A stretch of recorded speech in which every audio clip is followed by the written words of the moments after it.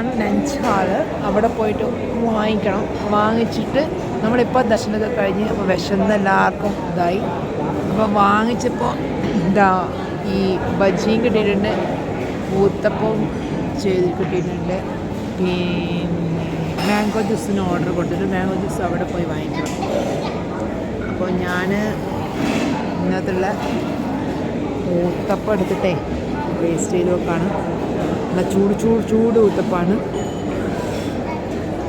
ഇഷ യോഗ സെൻ്ററിൽ നിന്ന് ഊത്തപ്പത്തിന് ചട്നി ഉണ്ട്,